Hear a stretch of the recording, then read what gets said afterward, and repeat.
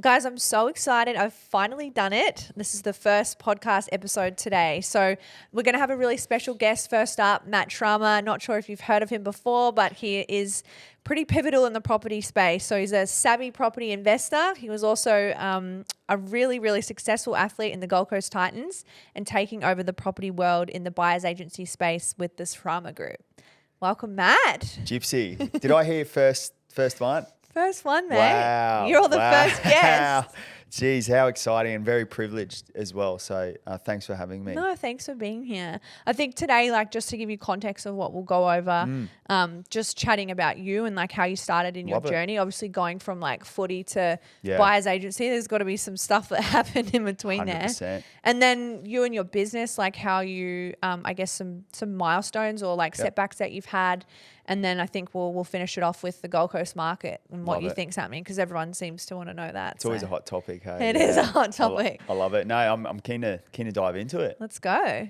So tell us, so like from obviously you were playing footy, you were really successful at that. Now, like obviously being one of the most successful buyer's agents in the coast, like how did that journey happen? And like tell us a little bit about that. Yeah, look, it was upon reflection, right? Like when you're a kid and like I was a footy player, my brother did it, my dad did it. So yeah, very competitive household. So and it instilled really good, like you're looking back, right? Like it really instilled good habits. And like my mum is from the Philippines and my dad's from Poland, and they're both immigrants and came here with nothing. So for me and my brother, just to be in Australia was a privilege, right? That's kind of the journey. And then where sport laid into it was, it was kind of in Australia, rugby, seeing it on the screens. My dad played it, then passed over to my brother, and then he was 6 years older than me. So for me, being the youngest and the smallest in the family, I never won growing up or anything. Never won? No, never won. So it was really hard. He had the upper hand, being 6 years older. Yeah. But one thing I always reflect on was I feel that's why I am where I am, because the constant of like getting back up kind of thing. And me and my brother are super competitive. Yeah, the chase to beat him. Everything. Like, hey, race to the bins. All right, boom, we're on. Me and my brother do the same. Like everything, like PlayStation, anything, physical, man, that will compete. Yeah, And it's funny, like now that, we are where we are now and where I want to keep going, it's like, that competitive nature was instilled like very young. I've always wondered like, where did it come from? And so you think that habit was like the key to your success now, is like that competitive thing when you were so young? 100%. Just harnessing that, and now it's like just served you in business. Yeah, and that's what I mean. I feel that's how the sport thing come about, because in sport, to get to professional sport, I remember when we were like in under 15s or something, and had some NRL players out, and they sort of say like there was thousands of kids, and the reality is like 0.002% of you will actually play professionally. Like, wow. And it kind of just hits, and it's like, wow, like out of all these kids, like not many. And it's true. When I eventually got there, I remember thinking back, like a lot of the people I played with who were maybe better and things like that, I never heard of them again. Wow. So what I've realized is that, again, that whole like just staying in it, just being consistent. Keep going, yeah. And again, from a kid, my brother was 6 years older. He really helped me continue to be competitive. But if you don't win, you just get back up and keep going. Cop the losses. Cop the losses, yeah, but compete. Yeah. So that's how the sport came about. And I was always competing. So I love to compete. And I think that's why it ended up getting me to where I was, having disciplined parents, being immigrants, combined with competitive attitude. I think it's simple as that. That's where that, I guess, to answer your question, like the sport come into it. Yeah. And then how did that pivot for you? Like, so you're obviously really successful in that career. Like, why did you change, or what made you become a massive like success in your field now? Yeah, it's funny. And one of my favorite quotes, Gypsy, is like, life will always open up doors. It's our job to walk through them, and then life will close the ones we're not meant to continue to walk through. So good. And like, I think whose quote is that? I'll claim it, but I think it's Jay Shetty. Shout out to Jay. Yeah. Shout out to Jay. But why that quote, I always use it now, and I always have it with me, because I'm sure it's the same for you, right? Like, you think of your last decade, and it's like, if I didn't step into that, this wouldn't happen. Yes. you can only connect the dots once you can only connect forward? the dots backwards. Yeah. You can't connect them forward. Yeah. So now that we're having a chat today, I guess looking back, where the property and all that come in was obviously playing NRL and living my childhood dream. We were just talking off camera around like, drinking and stuff like that. Like I'm like you, I don't really drink rarely ever. Yeah. So even when I was playing footy, obviously you have a party every now and again, but I wasn't a big partier. So in saying that, I wasn't getting the booths at, Shooters nightclub and stuff like that. So I was really, I was always saving my money. Yeah, really? So, and I'm not afraid to say it, like I was earning more than what most 20-year-olds were getting. Yeah. So for me, I was like having immigrant parents with like nothing. I was like, I can do two things here. Yeah. I can just shower my family and like, spend, because I see that a lot. People who didn't grow up with much, they spend. Especially in that like footy space 100%. as well. Like getting all that money when you're so young, how do you know what to do with it? Yeah. Yeah. But I think I gravitated towards, I guess, the other side, which was very tight with money. Yeah. And I don't think that's a positive either. So seeing my parents very tight, like toys growing up, always got my brother's toys. Clothes, always got his spare uniforms and stuff like that. So I think just having that scarcity mindset. I have the same thing. It serves you sometimes, but then you've also got to like work through it. 100%. Yeah, definitely.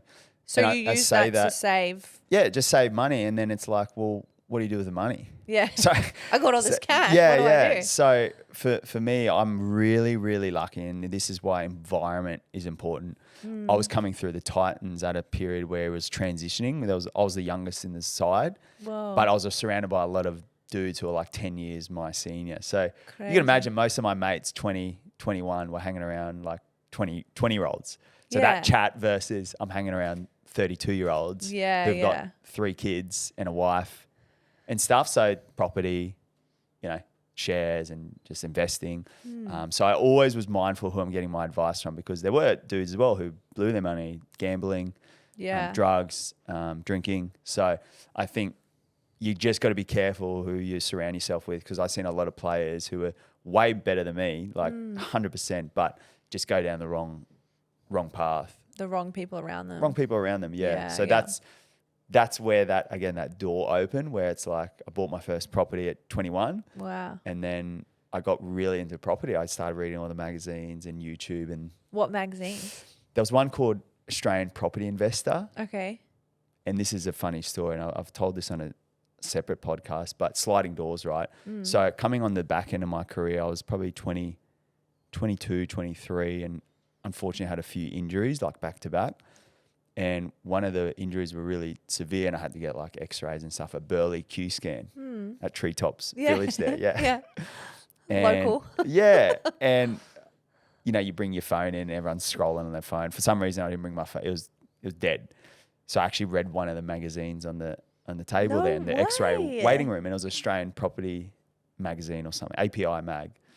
And I still feel bad doing it, but I took it home with me. Yeah. It had it has a sticker, this is property of Burley Q scan. Took that home, digested it and loved it. And I was like, wow, you can actually buy property and not live in it. Yeah. Yeah. And then that's how that world come about, through my injuries. And then, that injury ended up retiring me, because I wasn't allowed to go back. I got advice from doctors. Yeah. I was only 26. I was planning on playing till at least 35. Yeah, okay. And I had my dream cut short, unfortunately. Yeah. How did that feel for you, knowing that what you'd worked for for that long was gone? Yeah, look, it very hard. I again, like the connecting the back dots, right? Like at the time, very tough to go through that. Your childhood dream gone. And I love a quote, Gypsy. It's like bring 'em on. Some of life's best gifts come poorly wrapped. Yes. And for me, I found that period of life very tough, because my identity was a professional athlete. Wow. And for it to not go out on my terms, it was like really hard to take as a 26-year-old. Yeah. And seeing all my other 26-year-old teammates still sweet and playing. So about 2 years I was in the wilderness, and people call it the 2-year gap, where I've seen a lot of guys, suicide, depression. It's a very hard time for any athlete, not just NRL. you hear Olympians. Yes. Won all these gold medals, and then it's just boom. Lose your identity. Yeah, you don't know who you are. Yeah, exactly. So I struggled with that for a little bit, and just was finding I didn't know what to do, because here's the thing with being an athlete, right? You come straight out of school, you're put in this environment of high performance, and it serves you well and all those. But in the real world, that it's not that advantageous to have a resume of 100 and whatever games and scored this many tries. I was the best at training. Yeah, yeah, exactly. Doesn't mean much. Believe it or not, I really struggled to get a job. Like What? the resume was empty. Like I remember, I think my only thing on there was I passed grade 12, English comm, and I had like I knew how to use Microsoft Word and Excel. And like, that was... You're like highly skilled athlete. Highly skilled. I was like, and I remember I applied for one at Griffith Uni. It was like a sports job, and they really like my personality and that. But they're just like, you just don't have any experience. Like, we can't. Like, you got no experience. So what did you do? Yeah, so that's where I was like, I did everything. Like, I just bounced from here. I did a bit of touch footy managing. Then I was like doing a little bit of working over here. And what I found was what I was doing on the side, though, was property investing. And I'm so grateful I did that, because I could bounce because I had rental income coming in from my investments I made when I was early 20s. Yeah, right. So they were like positively geared by the time that you were injured. Exactly. They weren't at the start, but then that's what I say to people. Property isn't a get rich quick. It's a get rich slow. Yeah. And I'm still to this day never sold a property that I own, because, again, that really allowed me when I did retire, and this is what I tell all footy players or any athletes, like when you have the capacity, like just invest it properly. Yeah. Because when you retire, you won't know what you're doing. Like so true. 90% of players have no idea what's next. Yeah. And if you've got the financial burden of having a 6-figure salary, then it's cut. And you can't, your best rate is you might get a 50 to 60K job somewhere. Far out. You know, and your family's been living on that. Do you know what I mean? Yeah, you're used to that lifestyle. You're used to that lifestyle. How are you going to adjust? Exactly. Yeah. So that's my biggest advice if anyone's listening to this who's in an industry where it you know, like entertainment as well, like you've only got a window. Yeah. Yeah. It's the same with real estate, right? Like agents. Actually, yeah, huge. Like you make a lot of money, but you could go buy a flashy car, flashy watch, or you could invest it back in the game and just stay in there. Yeah. So that's like the best advice. And especially coming from you when you've been in that world of like sports and like, you know, flashy things. And like you said, like your mates that would blow at gambling or whatever, you could go down that party fun path or play the long game and jump into property, which is what you did. So yeah. And then, and it's funny, the sliding doors again. And it was like a resume empty, bouncing here and there. I was doing well with property. I was investing more and more and buying more properties. How many did you have at that time? So when you obviously got injured, you were 26. Yeah, 26. I think I just got my third property when I was then.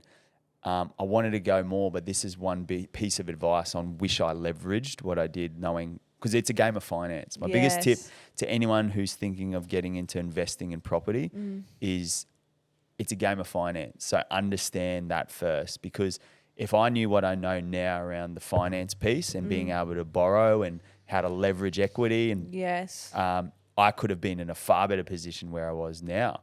Because what happened was when I jumped back down to normal, like I remember my first few jobs were like 50K. 40 in the 40s. Wow. So you had no capacity or serviceability. Well, I got creative. I was doing moving in home, showing letters that, you know, my rental properties here, like doing all sorts to get third tier lenders just to keep going. Wow. Because I was really passionate about building the wealth, because I knew it's going to serve me well in the long game. So I just made it happen. So, and another key tip I always give is like, it's not about how many resources you have, it's how resourceful you are. Yes, key. So like I hit up accountants. I hit up, hey, this is my roadblock. What do I do? Yes. Come up with it. I move home for a little bit. Wow. You know, reduce my expenses, get that next property, and then, but there's a ceiling. You can't keep buying at 50 grand salary, right? Yeah. So that's when I started. Like, I paused on the property and thought, I need to improve my skill set in the world now, and because that's my next next key movement. And then I had no experience. I was really enjoying property, and that's where I got into what you do as well, like sales, real estate sales. Yeah. How long were you in sales for? I was in sales for 12 to 18 months, I think. Oh, yeah. About a year. How'd that go? Yeah, it's What a journey. What a journey. Wow. I can tell you this. If anyone has no experience, and I tell a lot of footy players, go be a real estate agent. And the reason that I feel it's so beneficial is you learn a lot of core skills. You learn to communicate. You learn to call people, like just get on the phone. Yeah. I mean, have those tough conversations. Have the tough conversations. Be okay with rejection. Yeah, key. I don't even want to tell you how many no's I got in front of. But you learn all those skills. You even learn to manage time because it's a very fast industry. You have to manage it. There's not enough hours in the day for it. And as an athlete, I rock up with my bag packed and my schedule's there. Training, lunches this time, massages this time. Someone's doing it for you. It's all set. Here's your clothes. This is what you got to wear to team at the airport. Check in. Here's your key. Here's your roommate. Like it's all, put your feet back and you just perform. Wow. So when you come into the real world, it hits you hard as an athlete. Like that's what I really notice. It's you need to be proactive in applying like a life structure.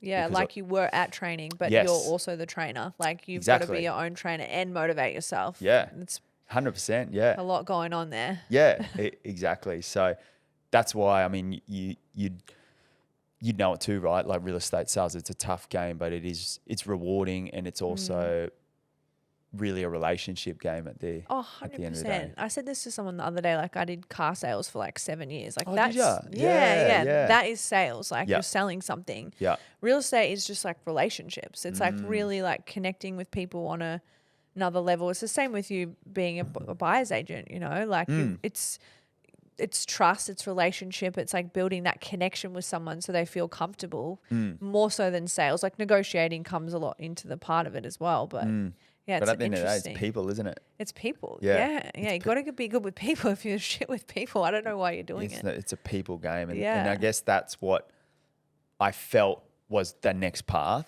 It was that kind of real estate, because it's like, hey, I know property, and real estate came into it. So 12 months to 18 months real estate agent, and then and then during, again, the sliding doors moment, if I didn't jump into real estate, I wouldn't be where I am right now, because connecting the dots backwards again, it's like I noticed when I was in real estate sales that I really enjoyed the buying side, because again, I was buying my own properties on the side. So all the commission I'd earn, I wouldn't spend it. I'd just put it. I'm just knocking on the bank's door again, saying, "Hey, I'm ready to go again." Being resourceful. Let's go. Like, yeah. So, but then, what I learned was my skill set with buying property was getting better.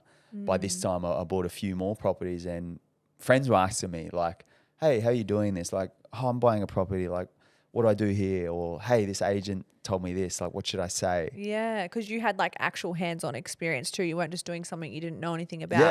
Yeah. That's well, so up cool. to that point, leading when I started the business when I was 29, I pretty much had nearly a decade of property experience.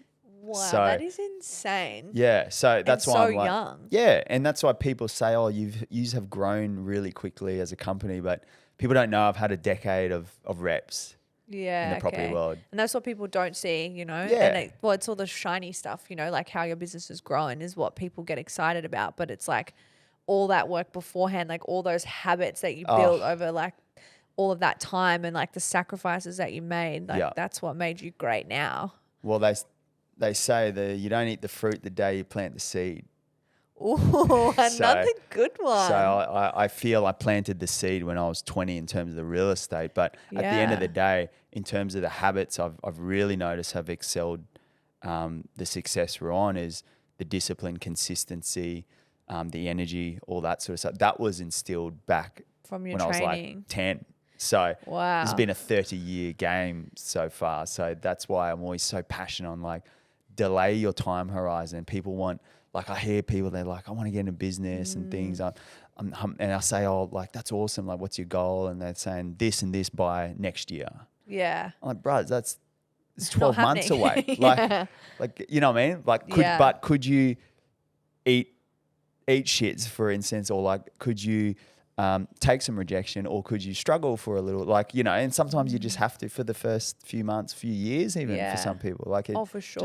it takes time. I think a lot of society now, it's getting like instant, the gratification. Quick, Uber Eats dropping off, like everything. Yeah. And I even look at it like with younger kids now, even like we're really worried around the next generation, because I'm super grateful I didn't grow up with mobile phones. Like I got my first one when I was like 16, 17. Yeah, okay. So it's wild me with the thinking. Snake Nokia. The Nokia. Yeah. I'd call my mates. They're like, oh, it was so fun.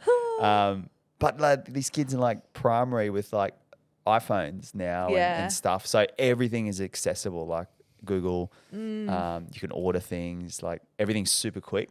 So it really, I don't know, again, that muscle of waiting for something, for the fruit, I think might be getting less just by pure subconscious behaviors. Yeah. Well, everything's quick now, like, and you expect it all to be quick. And people see all the quick success on Instagram because that's what you're promoting when you get to that point. But it's like all the stuff you did in between. No one shows that because it's not that fun to watch.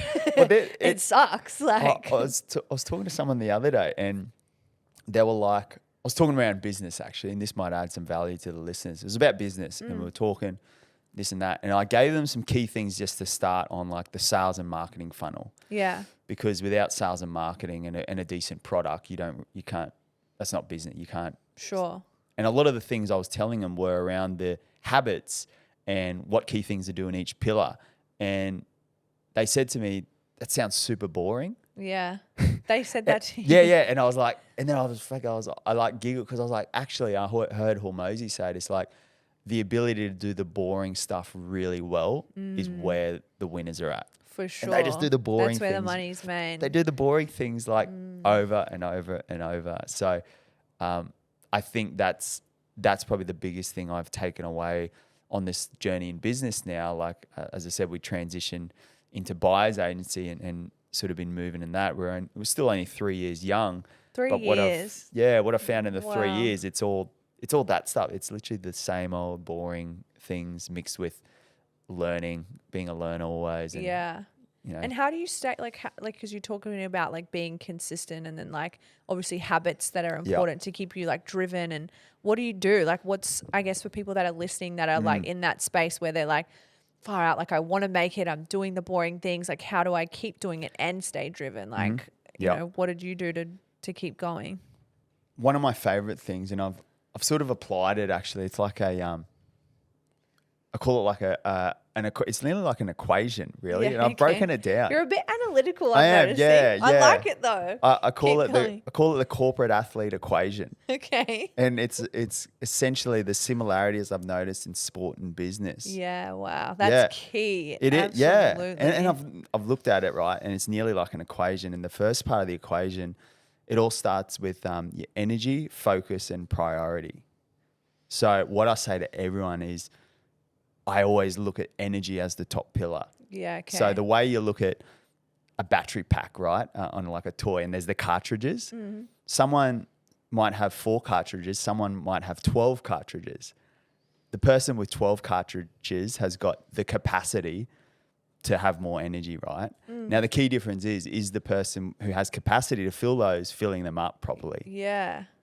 So what I mean there is, if you think of a scale, right, on like your age to energy, your energy goes down the older you get, right? And that's just life. No one can really... Yes, there's things that you can delay that decline, but at the end of the day, as life goes on, those cartridges get less and less and less. So right now, I consider myself... I'm in peak like potential for cartridges because, you know, I'm low 30s.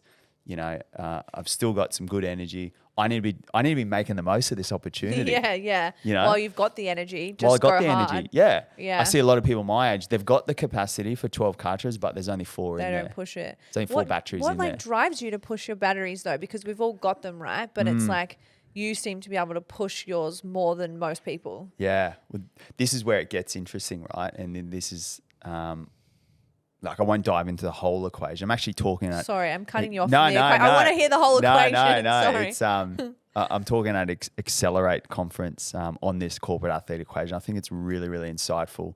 But I'm always looking at, like, if the capacity is there, how can you fill in the batteries, all those AA batteries in it? Because if someone's got a full capacity, 12 AA batteries, and someone's got 4 and 4, the person at 12 is always going to win. Yeah. Because it's full. So I always put in the energy slot of, like, there's physical, there's mental, and there's emotional. Mm-hmm. And I find all three have to be nurtured and watered, right? And then you sort of said, like, what drives that. I think this is where it gets interesting. I won't go through the whole equation, but at the end of the equation, right, the last two I always put is belief and purpose.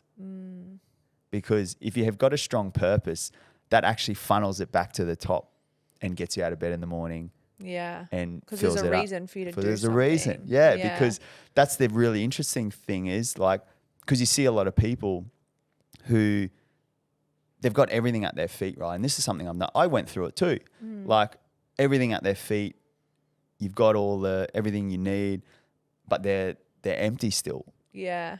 And a lot of it is they've won the rest of the equation, but it's that final piece of, like, well, why? Like, why? Well, why would I get out of bed tomorrow, like, and push myself, like? So you're saying, like, that belief, like, for everyone that's listening, is to, like, really hone down on a purpose, because for you to get out of bed and to even, like, fill up your energy, you need something to drive you. Yeah, exactly. It's like trying to drive the remote control, like, truck without the remote, because there's no purpose. Yes, I'm going to steal that one. I like that. Exactly. Yeah, you're exactly right. Yeah. And then because I listen to podcasts all the time, and I listen to a lot of high performers, and they all talk around this whole purpose thing, but it's so consistent. So yeah, you got to believe it. You got to believe it, yeah. And then probably 5 years ago, I was like, actually, when I was younger, I was like, I'm an NRL player, and that's not a strong enough purpose, because once it goes, then you're flat. You got no purpose. Yeah, and that's what a lot of footy players struggle with. So for me now, I'm always asking myself, like, and it'll change. And that's one thing I notice is people to put a lot of pressure on what is their why, and, like, trying to find your Gypsy, why. what's your purpose? Yeah, why was I put on the earth? Bros, I'm 30. I'm in my 30s. Yeah. Like, and my purpose today is probably going to be different to 5 years ago, and it'll be probably different to 5 years forward. So, what is it today? What's your purpose? For me, what I found is I get a lot of energy when success comes through me onto others. Okay. Yeah, so that's why you would have noticed in the past few years I've been building a team now. Yes. Because I get a big drive and purpose out of growing them. So, because if they win, I essentially win too. But the purpose actually, I found very quickly, wasn't the money I was making. It was like when I was talking to you off air on one of our team, he's now doing his negotiation calls now. And I'm like, wow. That's how good's that? Cool. Like, you know? Yeah, and you've got to, like, help impact him. On a higher level. Yeah, it's not just about you anymore. It's like your little culture that you've created. Well, big culture. Yeah, and that's what I'm finding when you can make a purpose beyond self. Yeah. I think it hits home a bit more, and that's what I'm always, like, striving towards. And that purpose will continue to change, I'm sure. But that's what I've really, probably in the last 2 years, really noticed really helped, because one thing I believe is true is, like, the more impact equals more income. So if you put the income first, it's actually just a byproduct, though. Exactly. You don't even focus on it, and it just comes. Exactly. Yeah, it's a great, like, mental shift. I think, like, Jay Shetty talks, it's On Purpose is his podcast. Like, he talks about that so much, and how, like, don't even think about the money. If you just, like, serve and you provide service, the byproduct, good shit will come to you. And it's funny we're talking about this, Gypsy, because you're in the same industry as me, right? Where a lot of the metrics in offices and things like that are dollar produced, right? Of course, yeah. So you can only imagine if you're, like, in an office or like you're new to the industry, and the surroundings are all based on, like, the dollar figures and things like that. Once you hit them, there's always going to be more, right? And once you hit this amount of GCI, you're wanting more, and it's always more. And, like, that's what I mean, though. One thing I'm learning is, like, that will give you the dopamine hit, but it's not going to, because you see a lot of people, correct me if I'm wrong, a lot of people in this industry that we're in, Gypsy, have got all the money, but no eagerness to get out of bed either, or they haven't got a great family life, or health, or they're overweight. It's like that self-care wheel is, like, off balance. Yeah. I think exactly what you were talking about, like the spiritual, emotional, and mental. What you like, you have to care about your whole life as a whole. Because if you don't, you just focus on money, you'll probably be sad or you'll have a shit family life. But if you like focus on what you're saying you do is like, you know, purpose and giving back to people, like all these good things are coming to you. So I love how you said, what do you call it? Wheel? The wheel? The self-care wheel. I Yeah. love It's that. like, it's on, you can actually Google it and it's got like 8 different slices of pie basically. But it's like, yeah, like your work, your physical, your family, your health, everything. Like what makes up a human. I love that. And if you just like don't look after part of the pie, like it deteriorates. So you have to like, obviously there's always not a balance, but one will have a little bit more than the other. Yeah. But you've got to make sure you focus on all those things. Hey, it's like.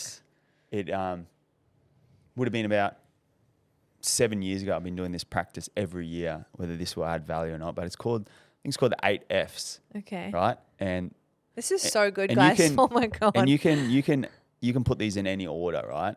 So at the moment, for me, it's fitness, family, friends, faithful relationship, figurehead. So that's your business, figurehead,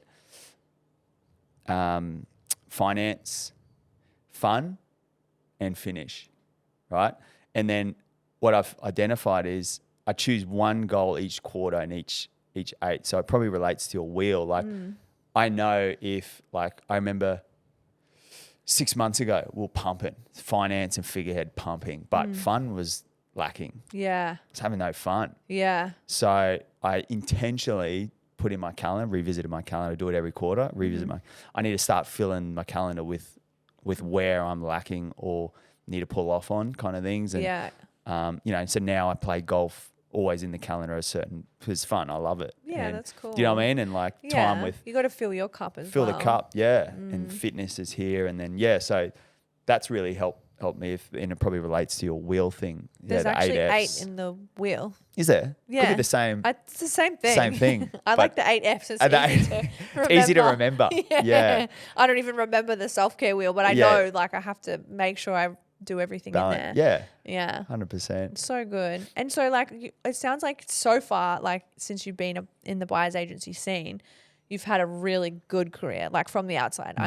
Correct me if I'm wrong, but what have been like some of the pivotal moments that were probably like really hard for you to get through, or like, you know, what have you struggled with in making that big leap and then building this company and then growing a team? Like, one thing that comes to mind is called, everyone I feel in business goes through what's called a pain ceiling.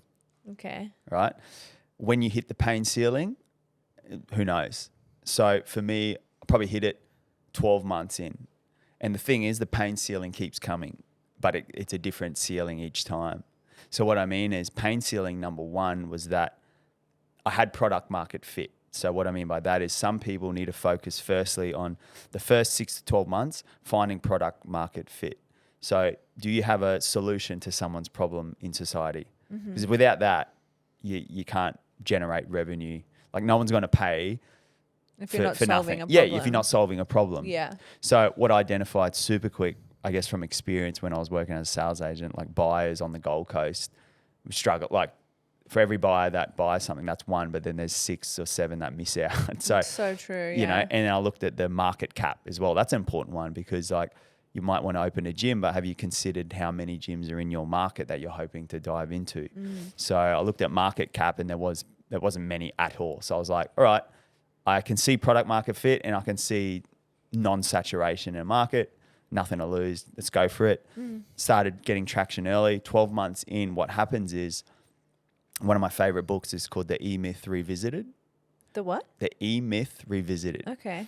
And it talks around the process of business and the hats you wear. So when you start a business, right, and one of my favorite sayings is just because you're a good plumber doesn't mean you'll have a good plumbing business. Because plumbing and business are different sports. Different, yeah. Completely different sports. So what I identified early was, all right, I'm actually in the sport of business. I just happen to be a buyer's agent as well. So I had to wear all the hats, essentially, and that's the term they use in that book. So I am the accounts manager. I am the marketing team. I am the buyer's agent. You know, the PA, the everything. EA, the CFO, whatever. Exactly. So pain ceiling number 1, too much, wearing too many hats. Yeah, And okay. what happens is when you hit these pain ceilings, people get feelings of two things, I feel. They either scale backwards or they sell and give up. Or not sell and give up. Some people sell for a reason, obviously, or you just give up. It's too hard. So go backwards or give up. Yeah. And what did you do? I try to work it out and go forward. Yeah, okay. So that's another option that's not as common. Well, yeah, it's like the pain line is a complexity ceiling. All you got to do is solve that problem. So I see it as like I've entered my new puzzle. Yeah, wow. So your brain is very impressive. Like how you see things, I'm just like, this is cool. Every puzzle has a solution, does it not? So I just got to solve the next puzzle. That's at my face. So whenever, key tip for anyone out there who is in business, when you feel that pain ceiling, don't stress. You might be at a complexity level. Sure. All you have to do is solve this puzzle. And then you get to the next level. And then you get to the next level, find flow, and then another one will come. Yeah. And all so you're you doing got is to the next level? Yeah. And Obviously. what I found was I had to remove some hats. Or when you say remove the hats, do you mean like fill them with other people with the hats on? Exactly. Put the hats on other people. Yes. Yeah. Not physically get rid of. I'm like, where are they going? Yeah. So you've nailed it. Yep. Exactly right. So I started outsourcing help. Yeah. Okay. And that's a big thing though, like key for people listening. They don't want to do that. People don't want to get help and they don't want to like invest into their business to make a return because you have to go back again. Yeah. Right. And that's what I mean. Business is not for everyone. Yeah. 100% hand on heart say that because it's a different beast. And also I always say scaling and not scaling, it doesn't matter. There's no one way and not. I see so many people crushing at a solopreneurs and I respect that. That's awesome. Yeah. It's like you choose which way. And then I see some other people have empires of like 1,000 employees, but I see both super successful. Yeah, cool. You know what I mean? It's what drives you. So for sure. I never put a success on how many team or how big's your team and stuff like that. It's more, well, as the founder, you fulfilled. Because there's a lot of unfulfilled entrepreneurs out there. So true. That maybe they need to put on a team member and lead someone and get fulfillment from Exactly. that. Or maybe they have too many people and they're not a good leader. Exactly. One of my favorites, Gypsy, is in order to grow, you got to let go. And I find, especially in this industry, but a lot of businesses, people struggle to let go. For sure. And that's totally cool, right? And it's not, as I said, it's not for everyone, but what I've been identifying and learning on my journey is the best know how to delegate and lead. So my definition of leadership is getting things done effectively through other people. Yeah, okay. So it's not task feedback. I see it as like objective, your call. That's a really cool framework as well because then you don't like, so if you're someone that just wants to do all the tasks all the time, which I feel like I'm a lot like that, you feel overwhelmed all the time because you're trying to get to the outcome. But for you, you're like, you've reframed that. Like the objective is to do this. Someone else can do this and that's okay. Yes. But the key is though, can you help that person get to there? And get the objective done. Because you can imagine, right? I'm a small business. I can't hire the best in each field. I can't just go out and hire a CEO and hire a CFO. Not yet. You're not Google yet. Yeah, exactly. So like any business startup, like you hire your friends and different things. People like try. Yeah. And I just trained everyone from the ground up. And that's how we've been on this journey. And what I'm finding now is the investment I make into people, you get that back tenfold over here. Wow. So I'm always thinking, this isn't me, I got this from someone else. Think of your ROTI, your return on time invested. So the more time I bring up front to this potential person to help them, nurture them, grow them, the more I'm going to benefit here and that person's going to benefit too. So it's essentially a win-win all around. I think too many people in business, from my observation, not everyone, just observation, is when they bring on people, they're like, it wasn't the right person, they sucked, whatever. But did you actually spend any time with them? Was it your skills? Like, did you not know how to relate to them? Yeah. And is your training style suited to them? Exactly. You can't just throw someone in the corner and say, good luck. Yeah. I actually heard that on a podcast the other day with an agent I think it was on Gavin Rubinstein's Oh, actually, yep. and he was talking with Ollie Lavers, and he was saying there was an agent or a staff member. I'm probably going to quote this completely wrong, but he was saying that they were already in the office under somebody else, and they were like, oh, you know, they're not really performing, blah blah blah. Went under Ollie's wing, and then just like outperformed, became the superstar, and it was like because of that energy that he'd put in to that person and the way that he like taught them. Obviously was a completely different style and brought out a different character, you know, like, or really what was true to them. And that's so inspiring. It seems like that's what you do with your team as well. Like I know, you know, all the guys that you work with and girls, and they're awesome. They're just good humans. And that comes back to you as a business owner as well. And how you treat them and how they treat your clients and my clients. And that's why I think it's important to have some sort of identity with business, or like, again, not like a purpose is important as well, but like some values as well, because what I've noticed as well that I'm learning in business, you actually recruit off your values. Sure. So true. Because if you, and again, my identification in this industry, if you're recruiting just off performance, but letting the values down, that one wrong hire could bring the good performers down.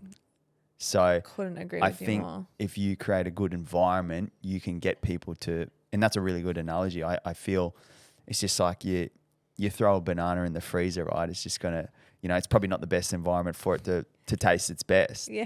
So put it in the right environment and see how it goes. So that's what I'm always mindful of, is the environment and making sure, you know, what's the tempo of the team? What's the environment? Is someone need a pat on the back? Does someone, you know? So again, we're not a big business, but I'm just always listening to people who've been in business for years and years. And that seems to be the theme I'm noticing. That's so cool. I think like while we're talking on environment as well, I guess everyone here is on the Gold Coast probably that's listening to this podcast. What do you think, like, with our market and the insights that you think are happening on the coast, like what do you think is happening in the property market? Because it's a really strange market at the moment. It is. A lot of different opinions out there, but what do you see is happening?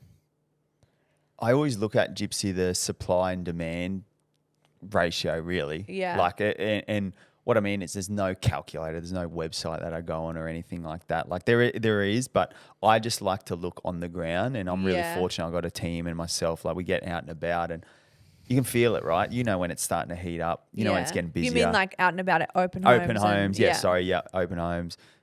Chatting to people like yourself and industry experts.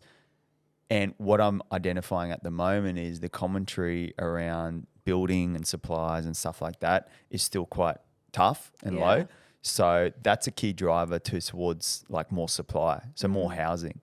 So if there's not more housing getting built, yet more people moving to the Gold Coast, that's just going to, just by supply and demand imbalance, it's just going to put pressure on prices. So for instance, we were at an auction today that we won for our client, which is amazing. Yeah, well done. Yeah, but we advised the client, look, the data's here, but we've got to look at the inventory levels of this type of property in the area you're looking in. Yeah. It's nil. Yeah, there's literally like one other similar, and it was brand new. Yeah, and the difference between that and that was like 3 million. Crazy. So you know what I mean? It's like people need to understand that too. Yeah. So I call it inventory. Okay. So what's the inventory doing around the market? So if you're looking at a property that you like, you got to remember there isn't much else available. So those same buyers and the reasons you like it, there's other buyers probably in the same boat. And if the inventory is low around, you can bet that they're going to be at the auction with you. Yeah, okay. In competition with you. In competition. So the key then is, how can you minimize the amount of competition on the types of properties you're looking into? And I guess that's where we come in as skill set wise. But to answer your question on the market, we're adding a lot of value to buyers on helping them minimize buyer competition, because this isn't a market where you're going to pay yesterday's price. Yeah. This is a market where you need to buy strong today to avoid paying tomorrow. So true. Yeah, it's moving so quickly, and I think everyone thought, oh, we've hit a ceiling, but then another record's broken. It's so hard to follow. Yeah. And it's a big tip as well, Gypsy, is just like, don't rely on yesterday's data. Like yesterday's data is yesterday. Yeah, it's gone. I see too many buyers miss out on property because they're focusing on what was rather than what is. Yeah. You know, so a key tip to buyers is you need to look at the now, but also if you use my tip around inventory levels, you can get an idea maybe on what tomorrow looks like too. So make your decision on that, because the amount of buyers who kept delaying and missing out because they're waiting on yesterday's price end up paying not only tomorrow, but tomorrow as well. It's so true. We've worked with so many people that have been looking to buy for like literally like 12 months. And you think if you'd bought 12 months ago, what you would have got for your money now is just like, you can't even compare. Yeah. And I think, I don't know what your opinion is of this, but I was talking to someone today about it and saying like, there's actually no more like land, or there's no more houses. Yeah. Like this is it. This is what we have right now. And if people still want to live here, and then we've got the trams going in and the Olympics, like, I don't know. It just seems like maybe I'm in a bubble because I'm a real estate agent, but how do you think like the future of it looks? It looks really good. One thing I do like around the Gold Coast is there's commodities outside of tourism. So when I was growing up, So true. it was a tourism spot. 100% for years. For years, yeah. So you didn't really come here to build your career. Sorry, I just whacked my head on the microphone. I'm like, you didn't really come here to build a life and a career. You came here to holiday. So what I find now is that because people are moving here, and COVID was a big one, as you know, like people moving here now to create lives. And they can still even potentially have corporate jobs in other cities, but work from home here. Yeah, by the beach. Have the lifestyle. And it's really quite affordable. I know people on the Gold Coast are saying this is getting hotter and hotter, but relatively speaking, nationwide, it's very affordable to live near a beach, best temperature in Australia. Yeah. You know, friendly people. It's just like, and have an economy now. And that's the big one. There's money injected into the city. So infrastructure, I always look at infrastructure spend. What sort of benefits are there to future tenants is one I really look at, because I want to be putting my money into areas where tenants are going to be staying in. Yeah, okay. So if tenants can't have a good life, that's not good as an investor, because they're all going to leave. So true. So it needs to have longevity. And how do you, like you were talking about infrastructure, like how do you track that in? What platforms do you use for that? You can always go on the council stuff and see pipeline projects. That's number one. But honestly, the easiest one, and I guess this is a full 360 with this podcast, so I'm thinking back to my first few investment property. I used to drive to the areas and I'd just go to the local shops. Yeah. Some of my first few properties were, and this is funny, everyone thought I was crazy buying in like Western Brisbane. Okay. Right? Reason I did was it was the closest corridor I could find to Brisbane that was still within driving proximity. Still had transport, schools, hospitals, all that sort of stuff. But the demographic just wasn't quite there in terms of the style of people living in there. I grew up in a rough area, so it wasn't for me. But what I noticed when I moved to Gold Coast was I lived in a suburb called Palm Beach. Yeah, okay. And I noticed the similar effect of like a Centrelink was in there and this and that. Yeah. But you can see all these new things happening. Yes. And people moving in. And I want to get in, not when it's hot, when no one knows about it. So that's where you make your money. So when I was younger, I used to drive. I really studied Western Brisbane and I bought a few properties out all in one go. And they didn't do nothing for 1 year. And now they're all my best performers. Wow. Because the gentrification happens. People get pushed out. Yeah. And now the ripple suburbs cause the effect, because that's what I always try to help people with is like, have a look at suburbs that if you can't afford in there, you just keep working the radiuses out. If you focus on outside an affluent suburb, then it sounds like you're going to get a good return in the long run. Exactly. Maybe not immediately. Yes. Is that what you're saying? Pretty much, yeah. But again, not to dive too deep into it, the key thing is though, you can sometimes get a really good return on them in terms of yield as well. So you just got to know what you're kind of doing there with buying things, not only under market value, but things you can add value to as well. But yeah, I used to drive to the local shops in these areas and I'm like, yeah, I can see things happening. You see the easy one on the coast I always say to people is have a look how many cranes and building fences are up. Yeah, okay. Buy there or not buy there? Well, I just say there's confidence. Yeah, okay. Because developers and builders wouldn't be building in areas that were going down. So true. Yeah, they'd be avoiding them. They'd be avoiding them. So, 100%. I mean, it's crazy, right? I mean, you know, all the suburbs here in the coast, those building fences are everywhere. Yeah. There's so many to asbestos pick from. removal, like it's bloody everywhere. Demolition. You're like, go in there, build Yeah. a new house. Literally. Get one of the demos. Yep. So that's just going to push all the prices. Prices up. It's so cool. Yeah. Well, I've definitely had a good time with you on the podcast today. I can't believe that was your first one. You're know. a pro. So good. Well, it helps when I have you, like a seasoned podcaster. It's a bit of a cheat code, that one. But I guess to finish off the podcast, like 2 tips for people that are either wanting to get into like business, whether it be like in property buyers agency or people, and another tip for buyers that are looking to get into the market at the moment that have maybe missed out. Yeah. For buyers, I'll give you buyers first. My biggest tip to buyers at the moment is this: focus on buying strong today to avoid paying tomorrow. So we're not in a market where we're advantageously buying yesterday's price.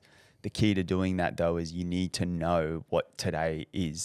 So do your due diligence research, chat to people like yourself, real estate agents, buyers agents, and get to know what fair value is, and you need to kind of work in on that. So I'm always willing to buy a great property at a fair price rather than buy a fair property at a great price. Yeah. So pay maybe a little bit more for something that's good and it's going to hold its value. Well, yes. Well, more or just below market value. Okay. And some people are still thinking it's distress, like buying this. It's not that market. Because again, you can get them, but again, you might be sacrificing the location or the condition of it and stuff like that. So that's my big tip to buyers. My biggest tip to people, I guess, coming into or want to go into business or in business, I'm still on the journey. That's probably number one. So this advice is purely from my journey. I'm definitely no business guru. But one thing to finish on is this, that I've noticed that in business, you need to, like, your eyes are just a mechanism to see, right? That's what I've noticed. I feel the best in business actually see through their mind. What do you mean by that? So if your mind is blind to the possibility, your eyes will be blind to the opportunity. Whoa.